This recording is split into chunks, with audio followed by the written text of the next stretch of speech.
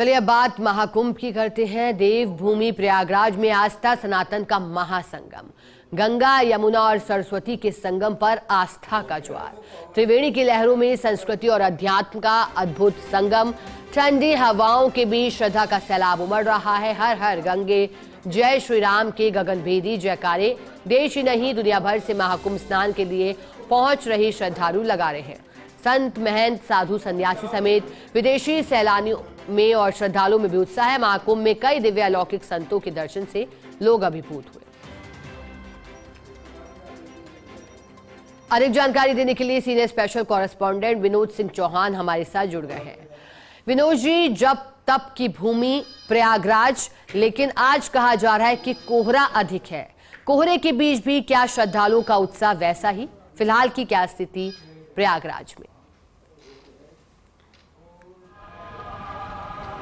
जी बिल्कुल, देखिए सुबह 6:30 बजे से ही पूरा जो मेला क्षेत्र है वो कोहरे की चपेट में था। दृश्यता 0.0 पर थी, यानी 0 पॉइंट पर आ गई थी। और आज मौसम ने फिर करवट ली है।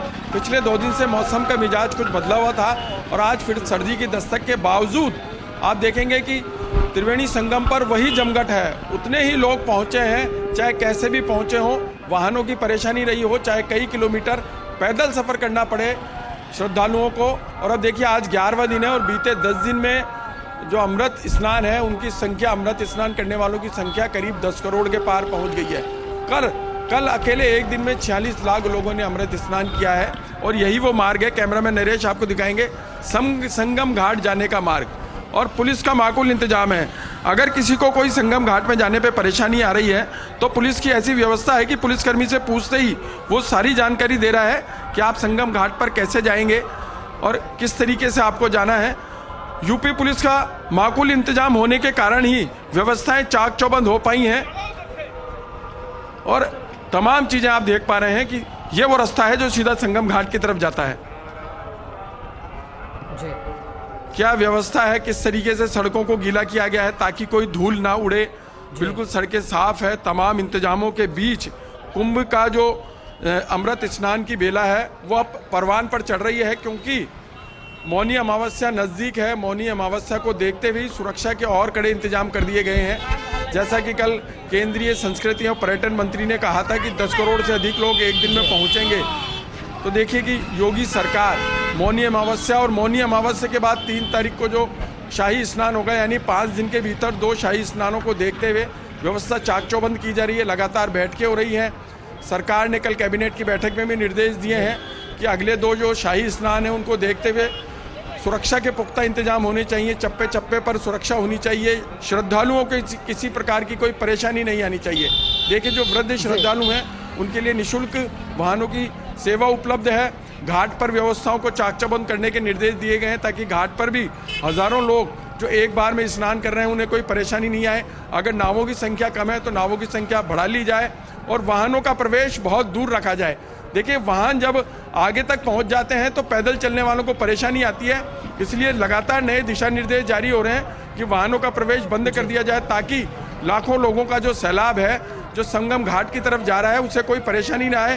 तमाम सुविधाओं, तमाम व्यवस्थाओं के बीच इस मेले को अंजाम दिया जा रहा है। और जैसे जैसे मेला परवान चढ़ रहा है वैसे वैसे भक्ति का ज्वार भी उमड़ रहा है। हर एक नमामि गंगे, जय श्री राम के नारे लगाता हुआ आगे बढ़ रहा है। और बड़ी बात यह है, देखिए सैकड़ों लोग यहाँ निःशुल्क भोजन उपलब्ध करा रहे हैं ताकि श्रद्धालुओं को कोई परेशानी ना आए।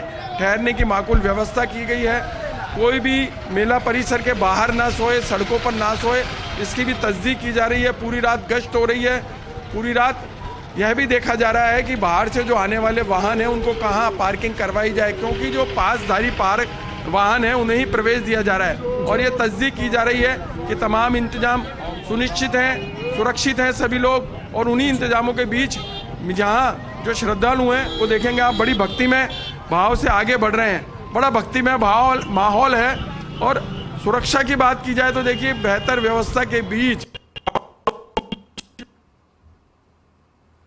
विनोद जी, बिल्कुल, और माकूल इंतजाम किए गए हैं क्योंकि कल भी कहा गया कि 50 लाख श्रद्धालु पहुंचे थे महाकुंभ में स्नान के लिए। तो वहीं रोचक मनमोहक कहानियां भी वहां से सामने आ रही हैं।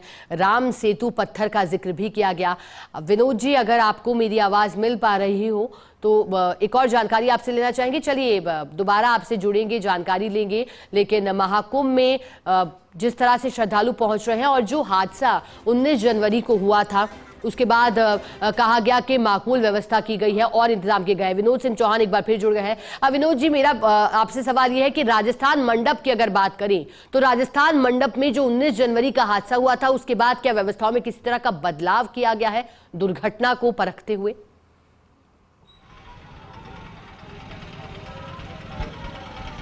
तो देखिए, जो 19 जनवरी को हादसा हुआ था वो राजस्थान मंडप नहीं, सेक्टर 20 में जो हादसा हुआ था उसके बाद योगी सरकार ने उस स्थान को फिर से सही करवा दिया है और अब और ज़्यादा टेंट लगाए जा रहे हैं और व्यवस्था को चाक चौबंद किया जा रहा है। राजस्थान मंडपम, वैसे भी उस लाइन में जितने भी राज्यों के मंडपम लगे हैं उसमें राजस्थान मंडपम बेहतर व्यवस्था के साथ संचालित हो रहा है। और मुख्यमंत्री भजनलाल शर्मा जब आए थे, उन्होंने साफ तौर पर दिशा निर्देश दिए थे कि जो 40 कमरे बने हैं, अगर वो कम पड़ते हैं तो यहाँ कमरों की व्यवस्था और की जाए। राजस्थान या वहाँ बाहर से आने वाले किसी भी श्रद्धालुओं को परेशानी नहीं होनी चाहिए।